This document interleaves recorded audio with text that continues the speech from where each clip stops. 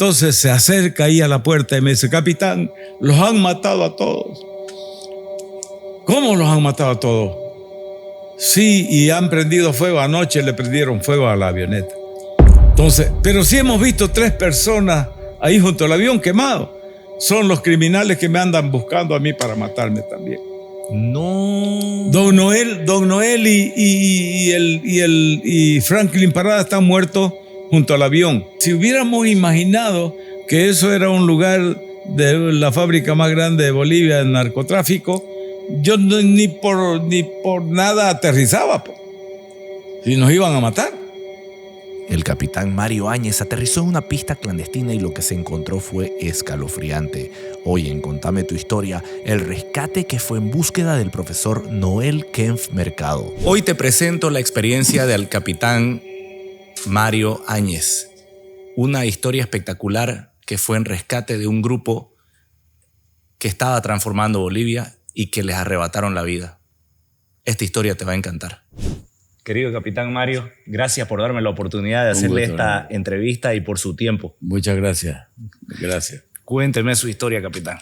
Bueno, esta como siempre he dicho, he comentado, esta historia es un poco, llamémosle, triste, pero a la vez fue para mí un orgullo haber participado en este pasaje de la vida dentro de mi profesión como piloto, pero digo triste porque se trató de un funesto crimen del narcotráfico y a la vez la alegría de haber podido ser útil en salvar una vida, que fue a un científico español que era del grupo de gente que estaba en ese lugar haciendo un estudio científico. ¿Qué fue lo que sucedió, capitán, antes de que usted lo llamen? Le pregunto porque hay muchas personas que no entienden el contexto porque son muy jóvenes y todo. ¿Cómo se entera usted lo del profesor? ¿Qué fue lo que sucedió previamente? Si me puede narrar eso. Bueno, parte de esta historia que yo la supe después, porque hasta ese momento no sabía de esta misión española de científicos españoles. Supuestamente este grupo de científicos, de biólogos españoles, fueron por las provincias de la Chiquitanía, San Javier, Concepción, San Ignacio Velasco, y querían llegar hasta la serranía de Huanchaca, porque ellos tenían muchos datos de que había una vida silvestre y una fauna y flora tremenda en ese lugar. Inexplorada, ¿no? Inexplorada hasta ese momento. Y ellos querían seguramente ser los primeros que tengan esa oportunidad de hacer ese trabajo. Entonces viene este grupo de España, es lo que yo supe después, y hacen este recorrido y llegan en la provincia Velasco, de San Ignacio Velasco, cerca de la serranía Huanchaca. No sé cuánto será en kilómetros, pero a una media hora de vuelo estaba la serranía de Huanchaca, donde estaba ubicado un aserradero, una empresa maderera muy grande, en un pueblo del Bajo Paraguay que se llama Florida, sobre el río Paraguay. Bueno, eso es lo que supe, de que esta misión llegó hasta el aserradero porque tenían buenas instalaciones y todo en el aserradero para alojar a este grupo de españoles. Previamente ya planificaron la forma cómo sacar a los científicos del aserradero, del lugar, donde tenían una pista y todo, a la serranía de Huanchaca, que supuestamente alguien sabía que había una pista allá en plena meseta. Ahora, de cómo sabían y todo, eso no, yo no lo llegué a saber, pero esa es parte de la historia, del inicio de la historia de los sucesos de Huanchaca. Mire. Entonces, este avión que fue contratado por esta misión española. Por el profesor y los españoles. Por don Noel, el profesor, partió de San Ignacio Velasco, porque su base de esta avioneta era San Ignacio Velasco. ¿Qué avión era? Disculpe, capitán. Era un avión, era un Cessna 206, como parecido este que tenemos atrás, y el mismo avión. Y este avión era de la diócesis de San Ignacio Velasco, del obispo de San Ignacio. Y fue contratado para ir a Florida, y de ahí, del aserradero Moira, se llamaba la empresa, volar y llevar en unos 4 o 5 vuelos a toda la gente de los españoles, más don Noel y sus acompañantes, y los pertrechos para la cocina y víveres y todo durante, creo que 15 días iban a quedar en la meseta de Huanchaca. Pero nunca habían aterrizado previamente ahí. Eso no lo supe. O sea, la gente en general, el pueblo en general, no sabía de la existencia de una pista. Peor en plena meseta, ¿no? Claro, con cierta actividad. Seguramente que escucharon que iban aviones ahí, pero no sabía de quién era la pista ni nada. Es lo que yo supuse, ¿no? Un día de esos, el 5 de septiembre del 86. Correcto, 86. Si no me equivoco. Sí, 86 fue. Contratan esta avioneta. Fue el piloto, don Juan Cochamanidis, el piloto, a hacer el traslado de la gente y los pertrechos. Y parte en el primer vuelo creo que a las 8 de la mañana, y tenía que ir a dejar la primera gente, volver y seguir llevando a los otros científicos y a la otra gente y sus carpas y todas las cosas que necesitaban para quedarse tiempo allá. En el primer vuelo que hicieron, don Juan Cochamanidi con don Noel, un señor Franklin Parada, que era su ayudante, el experto en la selva, y el español, don Vicente Castelló, ¿no? Castelló. Don Vicente Castelló, partieron en el primer vuelo. Bueno, se suponía que era unos 30, 40 minutos de ida y unos 30, 40 minutos de vuelta. Y pasó 1 hora, pasó 2 horas, 3 horas, 4 horas, el avión no volvió.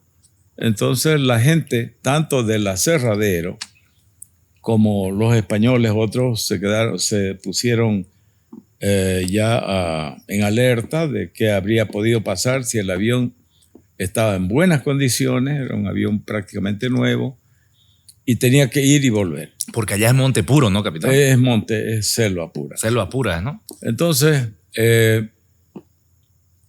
ellos se pusieron en alarma ya y comenzaron a especular qué hubiera podido pasar.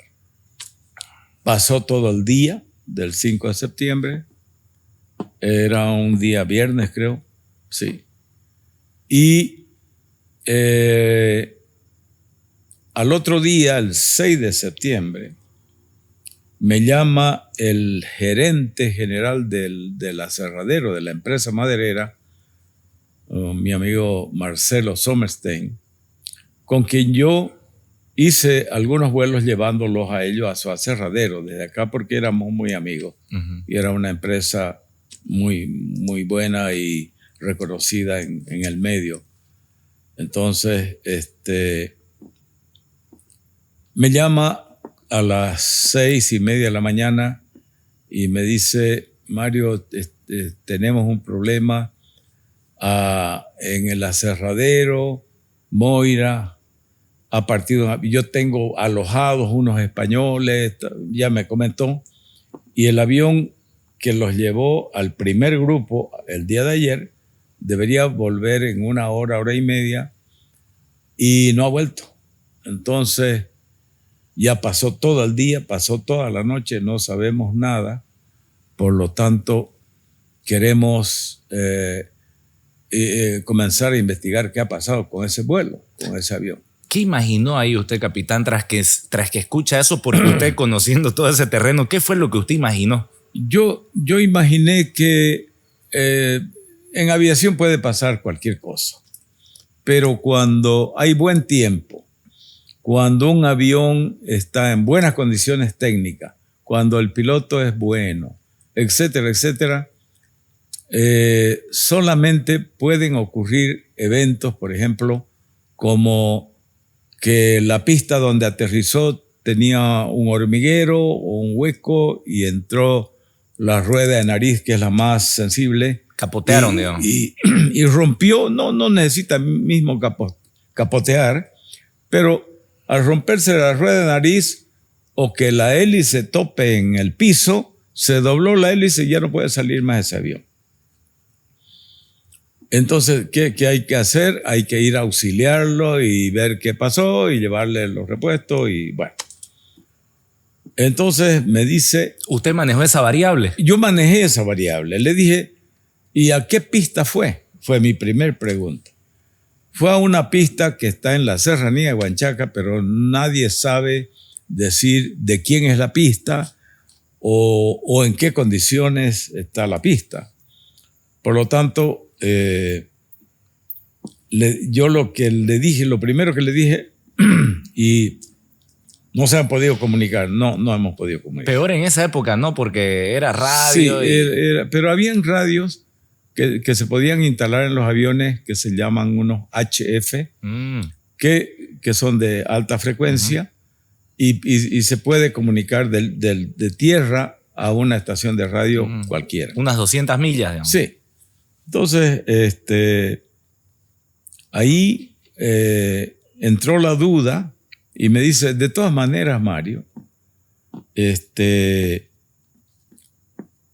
a mí no me tocaba volar en mi empresa ese día. Estaba yo en día de descanso. Y todos los otros aviones de mi empresa ya habían salido a los campamentos petroleros, pero siempre dejábamos un avión en el hangar, acá en el hangar, para emergencia, con full combustible y todo. Entonces, siempre listo. Siempre listo, para cualquier emergencia de algún avión de la empresa que hubiera tenido algún percance para ir a auxiliarlo, etcétera, etcétera. Entonces, me dice, te cuento que estamos tan afligidos, la familia de don Noel está tan afligida, está su señora, está sus hijos, Lorena, su hija, Pancho, qué sé yo, está toda la familia aquí en tu hangar, en tu oficina. Yo estaba en mi casa, porque como no me tocaba volar, yo volaba mucho, trabajaba mucho, entonces ese día iba a descansar. Me quedé en casa porque todos los otros días estaba en el hangar a las 5:30 de la mañana, todos los otros días. Pero ese día, 6:30, seguía yo en mi casa descansando. Entonces le dije, bueno, ante esa situación de la familia preocupada porque el avión no volvió y qué pasó, qué habría podido pasar, entonces le dije, ahorita me voy al hangar. Me vine en ese mismo momento, llegué aquí, me encuentro con la familia y ya me dijeron, Mario, queremos que vos vayas, por favor. Te conocemos, sos nuestro amigo, tenemos confianza en vos y sabemos de la experiencia que tenés como piloto, etc. Queremos que vos inicies la búsqueda para ver qué pasó con personalmente se lo encargó, digamos. Sí, la familia y Marcelo Sommerstein y todo me encargaron eso. Entonces yo le digo, bueno, sí. Y ya se extendió el comentario, que ya todo el mundo sabía que había un avión perdido. Y que estaba Don Noel ahí. Y que estaba Don Noel. Entonces, alistamos el avión y me dice, queremos que vaya el yerno de don Noel, Juan Carlos Bacadíes, el sobrino de don Noel, otro señor más que no sé quién era de parte de la empresa, y lo llaman al gerente de la forestal, un señor Bazán, un ingeniero Bazán, que era el conocedor de la zona, porque supuestamente entraban mucho a sacar madera del Brasil, porque esto es muy cerca de la frontera con Brasil. Entonces, este ingeniero Bazán había ido a hacer inspecciones a los aserraderos y todo eso, entonces conocía la zona. Entonces lo llaman a él para que integre el grupo de la gente que iba conmigo a empezar la búsqueda. Pero para usted eso ya era peso en el avión, ¿no? Sí, iba a ir semejante tramo. Salimos de acá el avión completo. ¿Qué avión era, capitán? Era un Piper Azteca. Son a la baja todos estos, ¿no? A la baja, bimotor, de 6 plazas, o sea, el piloto y 5 asientos. Un avión rápido ese, ¿no? Es un avión rápido, mucho más rápido que estos monomotores, ¿no? Entonces, salí con el avión completo, con toda esta gente que le comento. Salimos como a las 11 de la mañana. Previamente, me llamó, cuando hice el plan de vuelo, el capitán Pepe Terraza era el presidente de los pilotos civiles. Y me llama y me dice, Mario, me han comentado esto, el mismo tema de don Noel, que no ha vuelto, que por aquí, por acá. Pero yo no tengo avión en este momento, entonces te encomendamos de parte de los pilotos, de la asociación de pilotos, que vos seas el que encabeces esta búsqueda. Y acababa de entrar el general Segada, comandante de la 3ª Brigada, acá en el Trompillo, y me dice, estoy con el general Segada, comandante de la brigada, y quiere hablar con vos. Yo lo conocía mucho al general Segada, entonces habla conmigo y me dice, Mario, de parte de la autoridad aeronáutica, usted queda también delegado para colaborar en este tema de la búsqueda. Y cualquier cosa, ¿tiene radio HF su avión? Sí, todos los aviones que trabajamos para Occidental, para la industria petrolera, estaban equipados con radio, con buenas radios. Entonces salimos de acá, tipo 11 de la mañana, 10:30, 11. Llegamos a Moira, a Florida. A Florida, al aserradero, 1 hora 40 de vuelo. Lejito, ¿no? Lejos, lejos. Y cuando aterricé ahí, ya habían 2 avionetitas que habían partido de San Ignacio de Velasco con la noticia, que era buscados por el obispo, que era el dueño de la avioneta, del vicariato, y contrató a estas 2 avionetitas chicas que estaban en San Ignacio. Entonces, eran pilotos no con mucha experiencia, entonces me dijeron, capitán, estamos supeditados a lo que usted nos diga y nos ordene para la búsqueda. Porque cuando se hace una búsqueda hay que tener unos parámetros. Y barrer, ¿no? Y barrer, pero coordinadamente, porque si es muy corto el espacio, pueden accidentarse. Correcto. Porque todo el mundo va mirando abajo, no está mirando al frente. Entonces, hasta el piloto mismo está mirando. Entonces es peligroso. Por lo tanto, y en ese mismo momento, a la radio del aserradero me llama el comandante Segada, de acá de la 3ª Brigada, y ya le reporté que yo estaba ya en Florida, y me dice, y le comenté que habían 2 avionetitas más ahí. Me dice, Mario, usted comande la búsqueda y salvamento. Así que ya hablé con los 2 pilotos, eran pilotos nuevos, pero coordinamos con ellos. Como mi avión era más rápido Yo los Tenía hice que ir más lento usted. yo los hice salir a ellos primero. Ya se veía de acá, se veía la silueta de Huanchaca, de la De la serranía. cordillera, de la serranía. Porque es un farallón de unos 100 metros, ¿no? Entonces se veía algo así. Desde el aserradero. Sí. Entonces, yo le pregunté a la gente del aserradero y a los españoles de ahí en qué dirección salió el avión, para más o menos apuntar allá. Entonces me indicaron la dirección más o menos. Porque es enorme ese terreno, ¿no, capitán? Tiene 100 kilómetros de largo la serranía.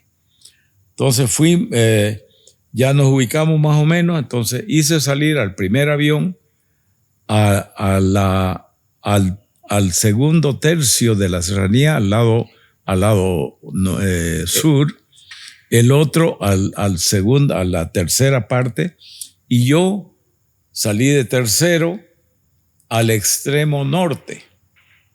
Entonces íbamos comunicándonos por radio con una frecuencia especial para coordinar los vuelos. Entonces todos llegábamos casi junto a la meseta y empezábamos a volar todos en un sentido, a un mismo lado. Barriendo, haciendo zigzag en toda la cordillera, pero hacia el lado sur. A la tercera vuelta que damos, perdón, me había olvidado. Había un médico en el grupo de los españoles, de los científicos, había un médico de ellos. ¿De los que no había vuelto? No. ¿De los que llevaba ya usted? No, que estaba ahí en el aserradero. Era un médico del grupo de los españoles. Era un médico español. Entonces él hizo sus equipos con medicamentos y jeringas y todo. Se armó un botiquín. Sí, armamos 3 botiquines. Uh-huh. Y en unos envoltorios con una frazada los amarramos con alambre, porque si encontrábamos el avión caído en la selva, íbamos a pasar en vuelo lento y botarle las bolsas esas con un medicamento, un poco de hielo, etcétera, etcétera. Bueno, salimos y fue el médico más en el avión. Entonces éramos ya 7 personas. Pesadísimo el avión. Pesadísimo el avión. Volamos a la tercera vuelta que dimos. Mi copiloto, que era el yerno de don Noel, Carlos Bacadíes, me dice: capitán, veo allá al fondo, parece una pista. Entonces yo deshice el viraje, miramos, sí, le dije una pista. A ver, vamos para allá. De repente esa es la pista. Estábamos un poquito lejos todavía. Cuando nos acercábamos, vi que había una silueta de un avión quemado en la mitad de la pista. Uy. Entonces agarro y le dije: sí, y hay un avión, pero lo veo que está accidentado, quemado. Ya nos acercamos, llegamos en 3 minutos, 4 minutos, y yo comencé a dar vueltas sobre la pista. 360. Sí, en un 360 sobre la pista, calculando qué distancia tenía la pista, qué largura, porque como el avión quemado estaba en media pista, me la dividía la pista en 2. Uf. Entonces yo le calculé unos 1,000 metros, 1,100 metros.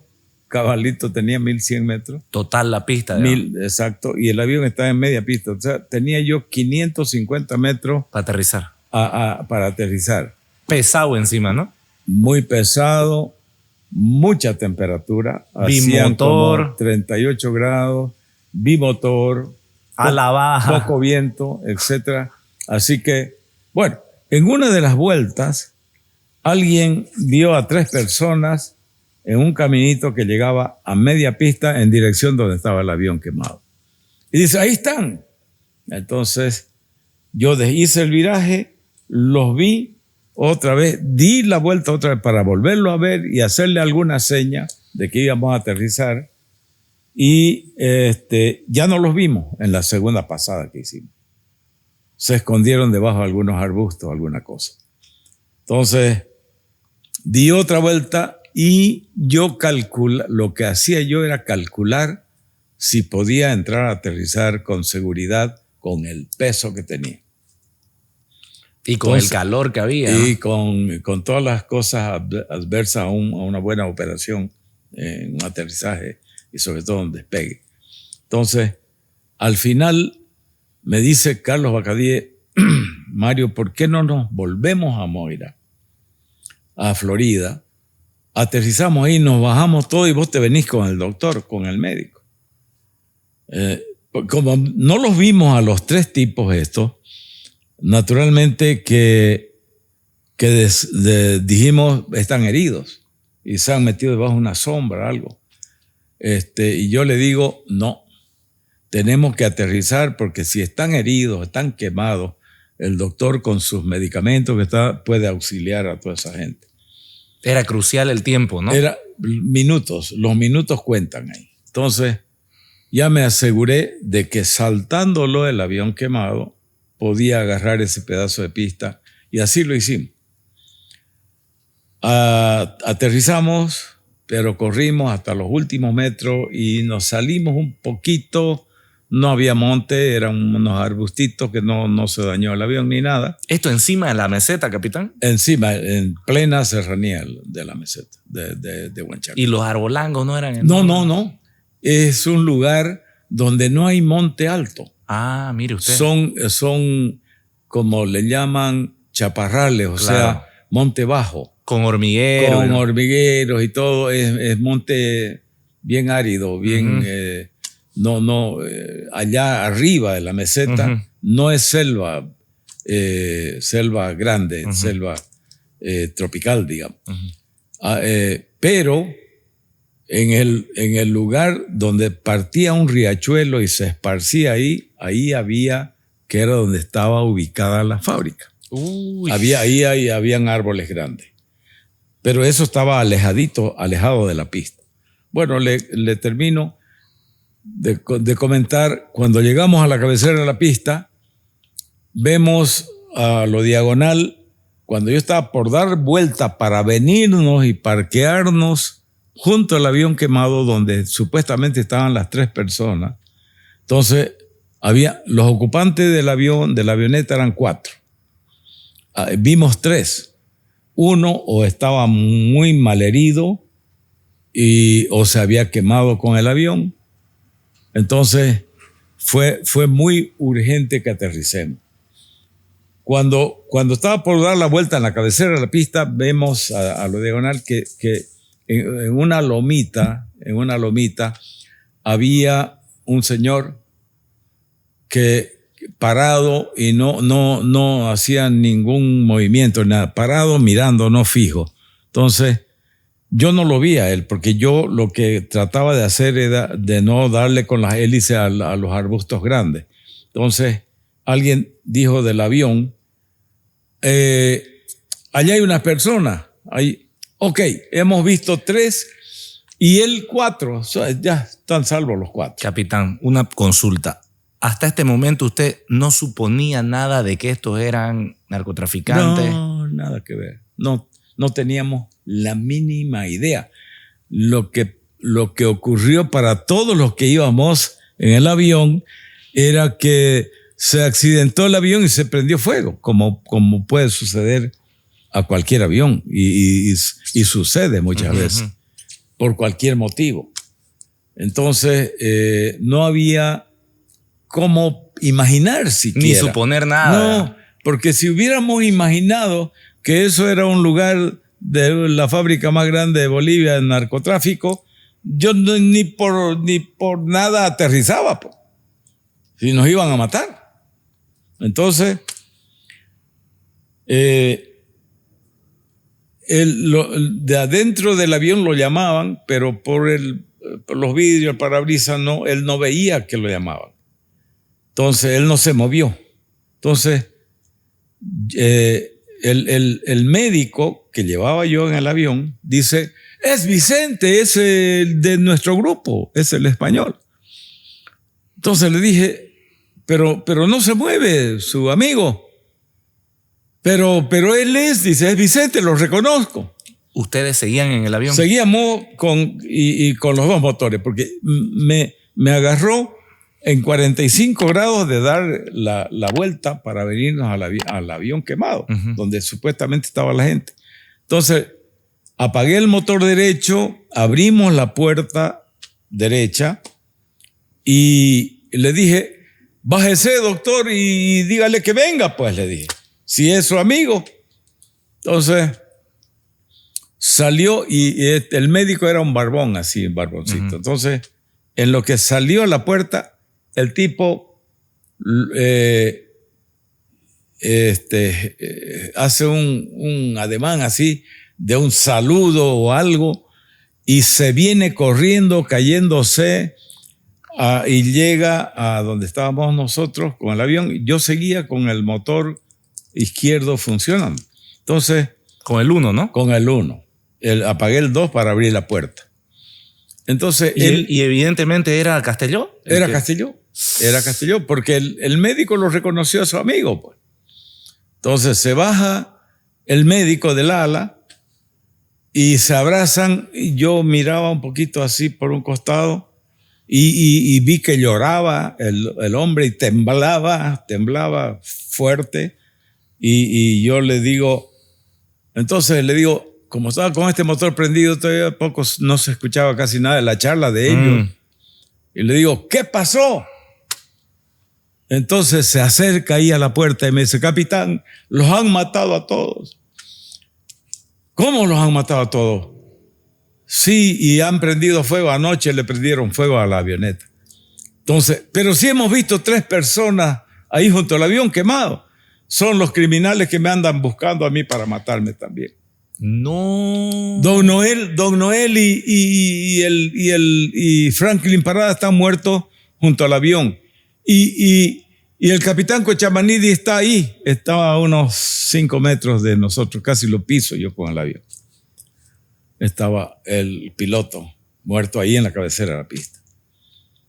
Entonces, cuando me dice, y el capitán Cochamanidi está ahí, yo miro y veo el cuerpo. Ahí dije, bueno, realmente es un crimen esto. ¿Qué es esto? Le dije, suban. Entonces subió el médico y subió el español, y el español era un tipo de 2 metros, pesaba unos 140 kilos. Ahora, ¿cómo decolar en ese pedacito de pista con un señor más de ese peso y todo? Esa fue la decisión que tomé, gracias a Dios.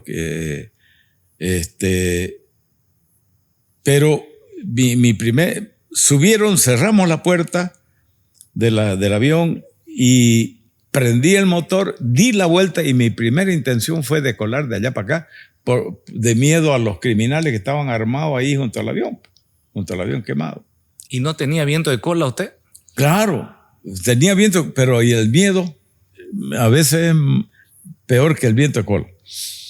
Entonces, o sea, todo lo peor se le juntó. Todo lo peor. Y en esos segundos, ahí el piloto que poco tiene que tomar una decisión muy violenta, dije, no, decolo de aquí para allá, nos vamos a matar, nos vamos a chocar contra los restos del avión y nos vamos a matar. Mejor es acercarme allá, pero con velocidad, para que ellos crean, los criminales, que íbamos a parquear ahí. Entonces me fui a acercarnos. Porque lo iban a matar a ustedes igual, ¿no? Pero claro, no iba a quedar nadie de nosotros. Si no hubiera sido el español que nos comenta que esos que vimos ahí junto al avión quemado eran los criminales, naturalmente que yo iba a dar la vuelta. Si el español estaba en otra parte de la pista o en el monte, metido en el monte, qué sé yo, no hubiera habido alguien que nos diga que había habido un crimen, yo iba a dar la vuelta, nos íbamos a parar junto al avión quemado y ahí íbamos a bajar uno por uno y uno por uno no iban a liquidar. O sea que nosotros, yo le salvé la vida al español y el español nos salvó la vida a todos los que íbamos en el avión, prácticamente. ¿Qué hace usted, capitán, ahí ya cuando se sube? Entonces, vinimos, nos acercamos lo máximo que pude al avión, ya esperando las balas, los tiros, pero ellos pensaron, los criminales ¿Usted pensaron le iba a apagar el avión? Que íbamos a parquear ahí, apagar los motores y bajarnos. Entonces ellos no esperaron nunca que yo llegue y decole de inmediato. O sea, disculpe mi ignorancia, le pregunto porque me estoy imaginando, usted de la cabecera se acerca al avión y de ahí carretea. No, me acerco al avión, doy la vuelta y decolo con viento a favor. Con viento en contra. En contra, perdón. Claro. Me acerco al avión, le paso la punta del ala del Azteca en que íbamos medio topándole el empenaje de cola del 206. Encima quemado. Es grandote el Azteca, ¿no? Sí, es grande, mucho más grande que un avión, Cena. que un monomotor, ¿no? Que un Cena. Entonces, ya hicimos la carrera de despegue, pero con el peso que teníamos, la temperatura y todas las cosas adversas al despegue, nos corrimos los 500 metros y salimos, como dice, estoleando, ya en la bocina del estol, que es para caerse. Sí. Pero gracias a Dios que pude mantener el decolaje, subimos tren, potencia full. Porque como salir de portaaviones era ahí, ¿no? Exactamente. Y fuimos poquito a poco ganando unos nudos, un poquito de velocidad hasta que ya llegamos a establecer una buena velocidad y el comportamiento del vuelo. Porque ese es tren retráctil, ¿no, capitán? Tren retráctil. O sea, tras que despegó, levantó y gana ahí un poco de velocidad, ¿no? Exactamente. Y el flap también, porque hay que decolar con flap. 5. Decolaje campo corto. Bueno, inmediatamente, cuando ya estabilicé el avión, prendí la radio y estaban llamándome ya de aquí, de Moira, y de aquí el comandante de la brigada. Perdón, capitán. Sí. Es que no me quiero perder esta parte de la historia. Cuando usted sale, da la vuelta al avión, comienza a carretear y sale, ¿no metieron bala? ¿No los volvió a ver usted ni nada? No. Ese comentario le voy a decir. El comentario de que nos metieron bala, que salió en una película de Safipro que se hizo, que se llamó La Última Expedición. Ahí salió, nos están metiendo bala. Y hubo ese comentario dentro del avión, pero le comento la verdad. En las aflicciones, al cerrar la puerta rápido, se quedó la hebilla del cinturón. Y sonaba. Y cuando imprimió velocidad, golpeó en la lata de la puerta. Y entonces alguien de adentro dijo, nos estaban metiendo, parecía una ametralladora. Pero esa ametralladora siguió, entonces ya me di cuenta yo que le dije, vea la hebilla del cinturón, está presa. Y entonces nos vinimos así nomás, con la hebilla. Ya no hay forma de abrir la puerta cuando uno está arriba en el vuelo. ¿Ese fue el pico más alto de adrenalina que usted ha tenido en su vida, capitán? Sí, diría que sí, porque sentimos, yo, todos los amigos, los pasajeros que iban, sentimos la muerte en ese mismo instante, ¿no? Porque con el comentario del español de que los tres que estaban allá eran los criminales que estaban armados, que lo estaban buscando a él para matarlo, entonces no iban a matar a todos. Entonces, yo creo que fue el pico de adrenalina peor que tuve en mi vida. Sí. ¿Qué sucede cuando salen de la pista? ¿Usted vuelve al aserradero? No, le comento. Me habla por radio el comandante de la brigada y me dice, Mario, ¿qué ha pasado? Porque yo al aterrizar, al dar vueltas sobre el avión, reporto por radio que está el avión accidentado, que está el avión quemado. Ujú.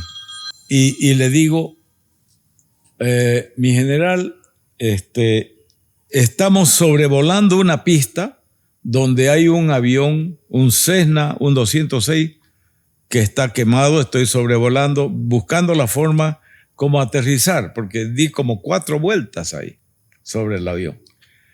Entonces, ya todo el mundo sabía, por mi comentario, que había habido un accidente. No se sabía qué había pasado en el accidente. Y voy a aterrizar porque tengo un médico a bordo con medicamentos para ver si sucedió algo. Entonces, el general estaba, y todo el mundo ya estaba pendiente de mi comentario posterior al despegue o qué habría pasado. Entonces me dice, Mario, diríjase a Santa Cruz, en vuelo directo a Santa Cruz. ¿Tenía combustible usted? Tenía porque había recargado en Moira combustible. A ellos, el aserradero tenía combustible ahí. Entonces agarro y le digo, perfecto, mi general, voy a cumplir su orden y me voy directo a Santa Cruz. Y de ahí sale por las radios del aserradero Papi Moreno, que era el gerente general de Moira ahí, y me dice, Mario, por favor, estoy acá con la esposa de Vicente Castelló. Era el único matrimonio, ella era bióloga también, era el único matrimonio que había en el grupo de los españoles, y la señora agarra el micrófono y me llama llorando, desesperada, y me dice, capitán, por favor, aterrice en el aserradero. Yo soy la esposa de Vicente y quiero verlo, qué sé yo. Entonces yo le digo, señora, no puedo. No tengo orden. No tengo orden. El comando de la Fuerza Aérea de Santa Cruz me ha ordenado que me vaya en forma directa. Pero por favor, entonces el general escuchó esa charla conmigo y la señora... Él estaba en frecuencia. No aflojó más el micrófono al general. No aflojó más el micrófono hasta que llegué acá. Y me dice, escúcheme, Mario, hagamos lo siguiente. Aterrice en Florida sin apagar motores, que se bajen unos 3 o 4 de los pasajeros, o todos, me dice, y que suba la esposa del español. Y que se ven. Y despega inmediatamente. Estoy atento, así hice lo que me indicó el general. Volé de vuelta otra hora 40 minutos y ya eran las 5 de la tarde más o menos. Ya todo el mundo lo supo del tema. Estaban muertos y todo. Y claro, porque yo reporté, porque cuando el general me pregunta ¿qué pasó? Entonces le dije, mi general, vamos a simplificarlo esto. Venga, le dije al español, póngase aquí para que alcance el micrófono del avión y cuéntele al comandante de la Brigada Aérea de Santa Cruz todo lo que es. Entonces le contó todo con lujo de detalle lo que sucedió, cuando aterrizaron, cuando y cuando las ráfagas y los mataron eso. y todo. Y los mataron y prendieron fuego al avión y todo. Entonces, y parece que habían muchas radios que estaban en la frecuencia. Todo el mundo atento todo el mundo tema. Atento. Al extremo, le cuento, de que ya el pueblo de Santa Cruz supo que ya yo venía con este español que habíamos salvado allá del crimen, y ya sabía todo el mundo que había habido un crimen en Huanchaca, y había una costumbre, no sé si ahora seguirá, que repicaban las campanas del campanario de la catedral, y todo el pueblo se venía. En los pueblos pasa todavía eso, ¿no? Sí, pasa en los pueblos, es así. Y todo el mundo... Y se vino. Cuando yo llego acá, tipo 5:30 de la tarde, habían 20,000 personas aquí en el Tropín. No. Y la gente rompió las bardas y se entró. y rompió la malla olímpica y todo, y se entró a la pista, al extremo que la torre de control, para que la gente no llegue y se pueda chocar con las hélices, me dice, yo paré más o menos a unos 100 metros de la entrada a la plataforma.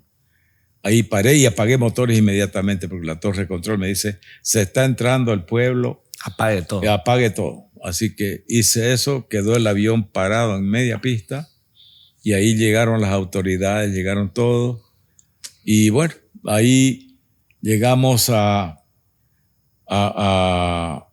nos vinimos a la brigada aérea con el español y todo, a reunirnos con los militares y todo, a planificar qué había que hacer para la recuperación de los cadáveres, de los cadáveres que estaban allá, y para tomar militarmente la pista. Y ahí comenzaron Ya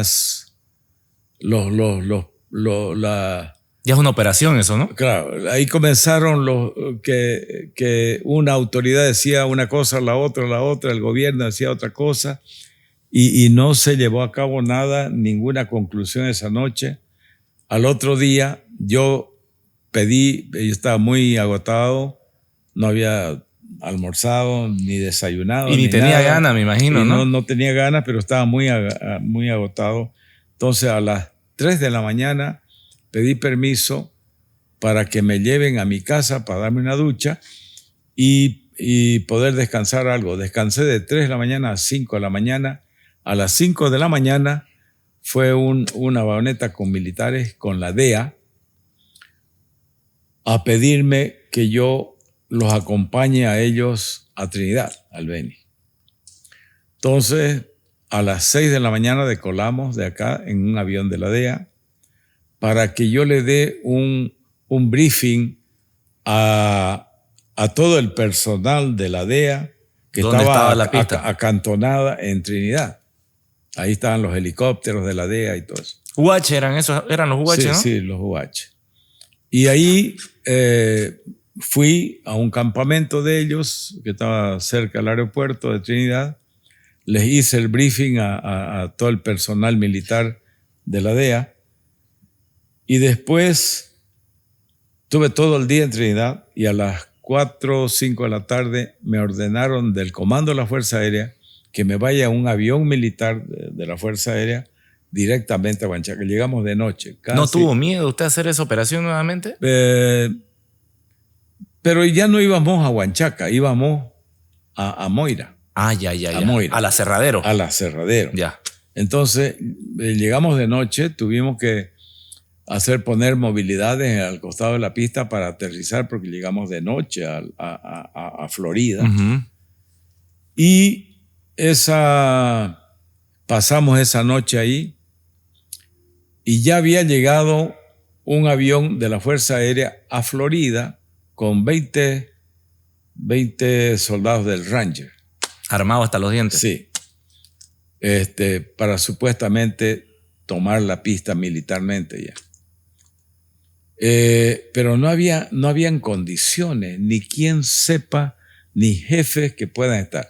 Entonces, a las 11:30 de la noche, por radio, el comandante general de la Fuerza Aérea de La Paz, el general Rodríguez, que ya ha muerto, me llama y me dice,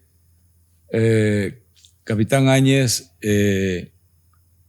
yo lo conozco a usted mucho, sé que es un capitán, un oficial muy destacado, ha sido en la Fuerza Aérea. Ya yo estaba con licencia indefinida de la Fuerza Aérea hacía algunos años, ya me había retirado de la Fuerza Aérea.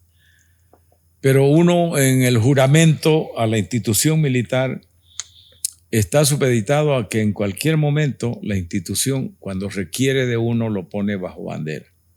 Y esa noche el comandante general de la Fuerza Aérea me puso bajo bandera y me dijo que yo comande al otro día a las 5:30 de la mañana la operación militar.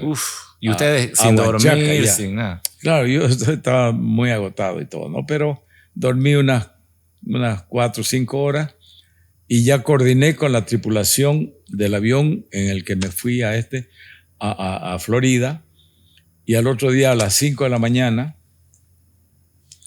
yo en un avión de don Mario Mercado, que ya había llegado a última hora esa tarde ahí,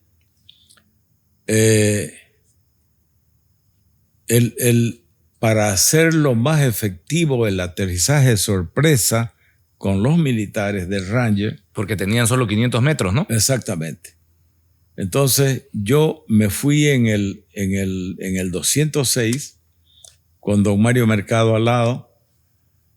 Despegamos a las 5 de la mañana y atrasito despegó el Araba, se llamaba el avión ese. Lo recuerdo, el Araba. Recuerdo el Araba. Sí.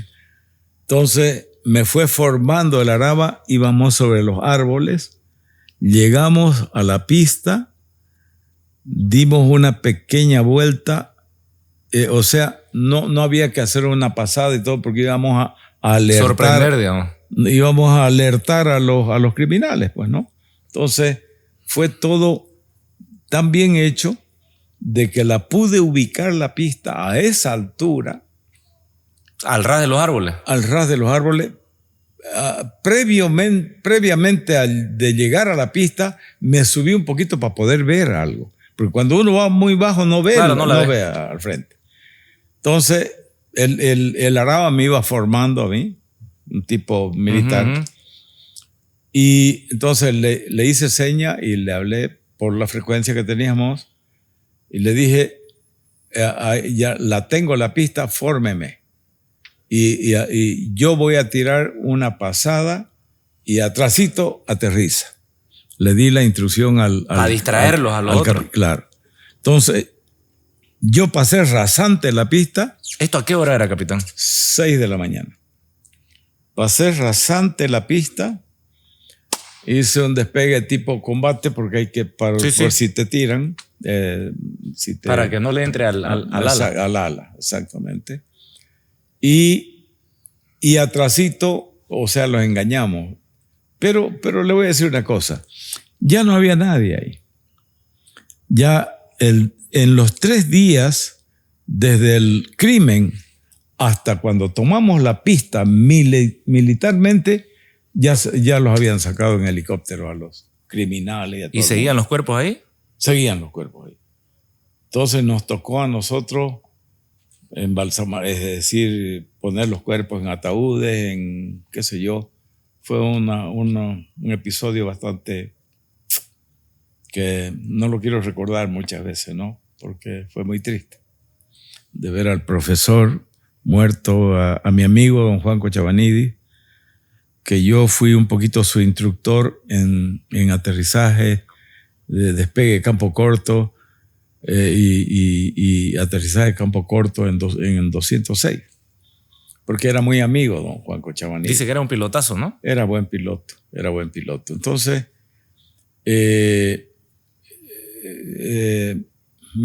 me tocó sufrir un poco, bastante, digo yo, de ese episodio más al tercer día que me tocó hacer.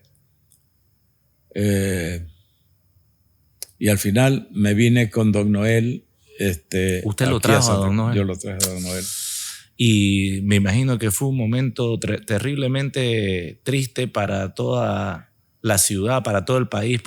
Para todo el pueblo y diría yo para todo el país también. Porque justo él estaba en un pico de tendencia, ¿no? Haciendo tantas cosas por Bolivia. ¿Cómo no? Fue muy triste para el país, haber perdido a ese hombre, ¿no?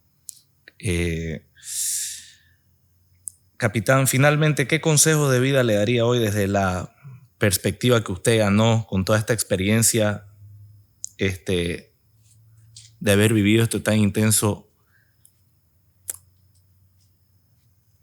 a otro aviador cuando se somete a estas intervenciones de urgencia, de hacerlo, no hacerlo? ¿Cómo lo ve usted? Hay circunstancias en la aviación que te llevan a hacer cosas en forma introspectiva, o sea, lo haces como por inercia, es tu obligación hacerlo. Cuando hay un accidente de algún amigo, algún compañero, qué sé yo, tener la predisposición de salir a buscar inmediatamente. Me tocó a mí, no sé, por azar del destino, qué sé yo, pero en 4 oportunidades con Huanchaca, de ser el primero que llegué a ubicar un avión caído, un avión perdido, qué sé yo, en la selva, en una laguna de ida al Beni, etcétera, etcétera. En otro accidente que hubo acá en el proyecto Abapoy Soso de un gran amigo, Chicho Gutiérrez y Luchín Sirvián, y con varios pasajeros. Don Luchín es gran amigo mío, es papá de mi concuñado Eduardo Sirvián. No me diga. Sí. Bueno,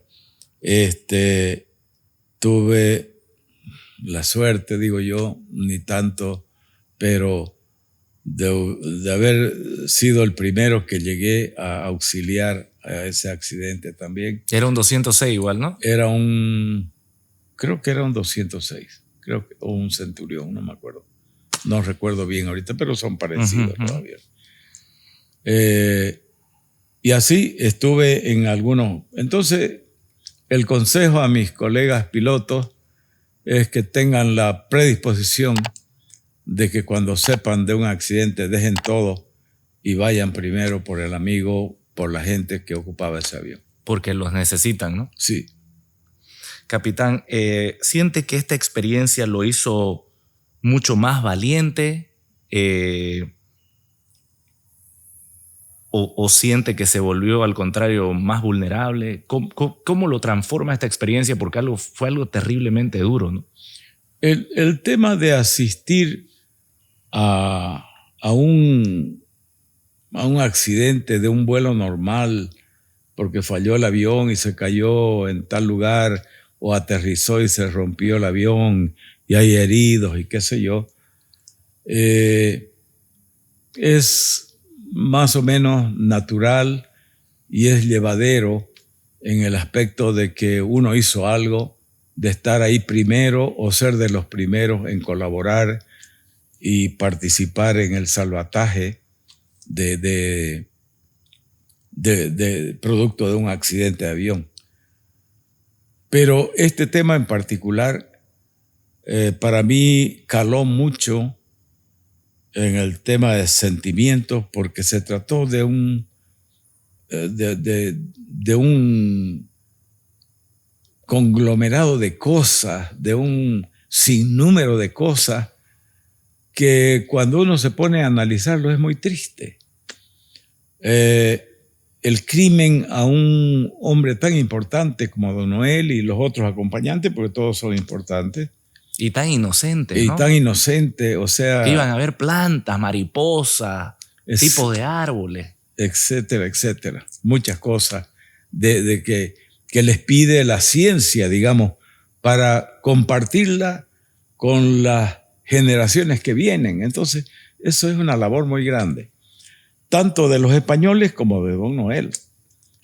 Y seguramente que este grupo de españoles venían invitados de Don Noel o de alguna organización o institución a la cual pertenecía Don Noel. Entonces, eso fue muy triste. Por otro lado, triste también de que se trató de una circunstancia, de un flagelo a nuestro país desde esas épocas, hace más de 35, 36 años. Y seguimos y estamos peor. Eso es lo que me duele más. Eso es lo que muchas veces me pongo a pensar. Y si en esa época pasó eso y todo, ahora estamos ya que no sabemos qué hacer. Y yo le quiero decir que un poquito los problemas comunes que vivimos todos los días son un poco el producto de esta situación de este malestar del narcotráfico en que está envuelto nuestro querido país. Eso duele mucho. Y no queda más que decirle a la gente, a la familia, a los hijos, a los jóvenes, que se aparten de todo este flagelo, porque es muy triste. Y estamos, si no le ponemos freno a todo esto que nos está sucediendo, vamos a sucumbir. El narcotráfico se va a adueñar, como vemos en la televisión, Ecuador, México, Colombia. Estamos en el mismo camino y muy cerca, muy cerca. Diría yo, ya entramos al expressway del narcotráfico. Triste. Ya estamos en plena carretera. Y es muy triste eso. Por eso, la pregunta que me hace, lo que diría yo, es que todas las nuevas generaciones piensen y se aparten de esto. Ojalá que nuestros gobernantes lo tomen así también y que ellos hagan algo para que nuestro pobre país no llegue a peores consecuencias. Gracias, capitán, por su tiempo. Gracias por darme la oportunidad de entrevistarlo y qué gusto poder conversar con usted. Es un gusto también haber participado en tu canal de esta charla y ojalá que los pequeños consejos puedan servir de algo para las otras generaciones que vienen. Gracias, capitán. Que Dios lo bendiga. Gracias. Gracias. Muchas gracias por todo. Gracias por todo.